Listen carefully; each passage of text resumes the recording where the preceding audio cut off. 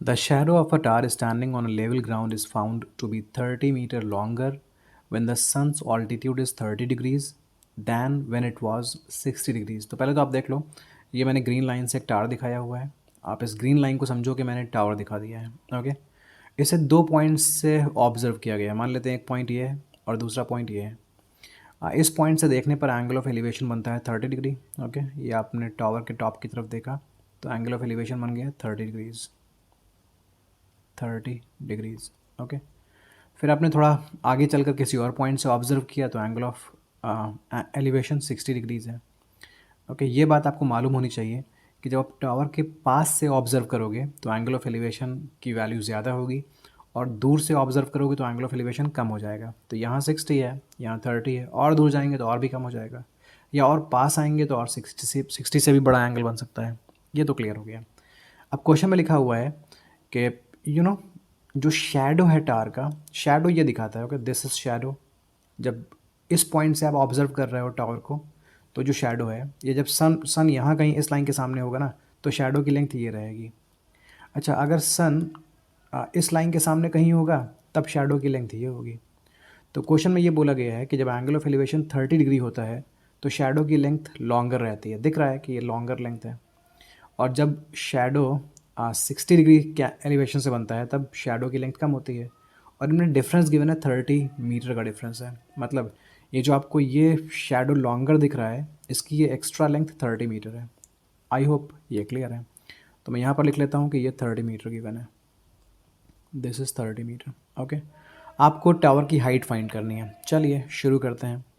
सबसे पहले मैं पॉइंट्स के कुछ नाम रख लेता हूँ, ए, बी, सी, डी। ओके, हम राइट एंगल ट्रायंगल में चलते हैं क्योंकि राइट एंगल ट्रायंगल की हेल्प से ही हम ट्रिग्नोमेट्री अप्लाई करेंगे और ट्रिग्नोमेट्री की हेल्प से हम हाइट फाइंड कर सकते हैं। तो पहले मैं ट्रायंगल ए डी सी में चल रहा हूँ, ए बी सी में चल रहा हूँ।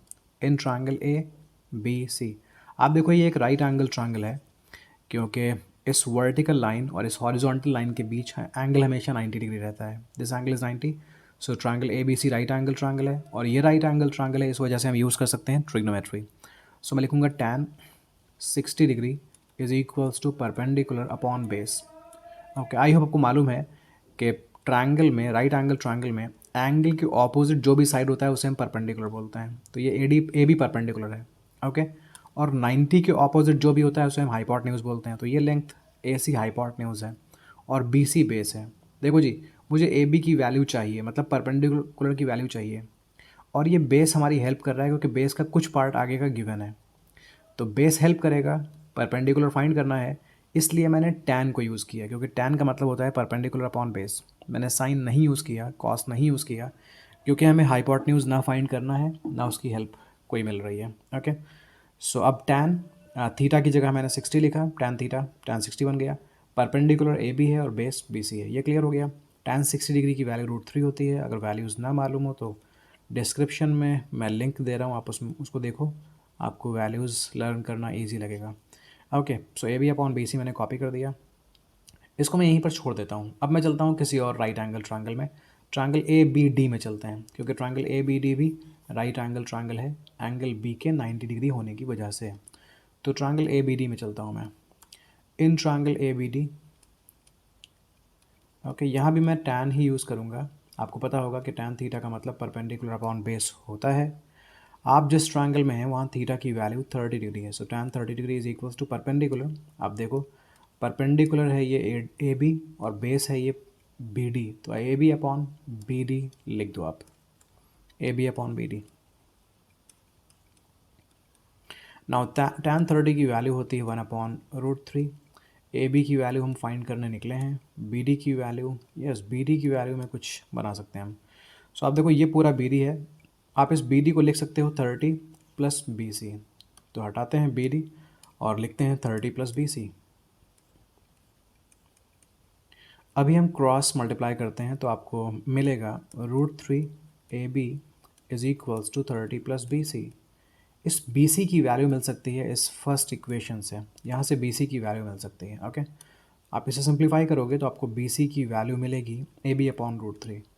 तो ए बी अपॉन √3 लिख दो। चलो जी, ए बी अपॉन √3 लिखते हैं, बी सी को हटाकर √3 A B plus sorry is equals to 30 plus, हाँ जी ये है A B upon root three, A B upon root three. अब मैं A B upon root three को भेजता हूँ लेफ़्ट साइड में, तो ये बनेगा root three A B minus A B upon root three is equals to 30। Okay, अब आप थोड़ा सिंप्लीफाई कर लो, डिनोमिनेटर्स का एलसीएम ले लो, root three into root three, three A B हो जाएगा ये, minus A B is equals to 30। Numerator में देखिए three A B minus A B will become two A B, तो two A B upon root three is equals to 30, two A B upon root three is equals to 30। अब आप A B के साथ जो भी values हैं two upon root three इन्हें आप भेज दो राइट साइड में, तो रूट थ्री डिनोमिनेटर से पहुंच जाएगा न्यूमिनेटर में एंड टू न्यूमिनेटर से पहुंच जाएगा डिनोमिनेटर में।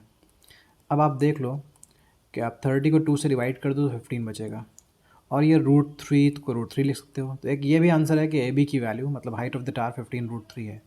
लेकिन अगर आपको डेसिमल में आंसर चाहिए, कभी कभी क्वेश्चन में वो बोल देंगे कि रूट थ्री की वैल्यू 1.732 यूज़ कर लो आप। तो अगर आप 1.732 यूज़ कर लोगे तो इसको 15 से मल्टीप्लाई करते हैं, देखते हैं क्या मिलेगा। इसकी वैल्यू होगी 25.98 मीटर अप्रॉक्सीमेटली। तो ये है हाइट ऑफ द टावर।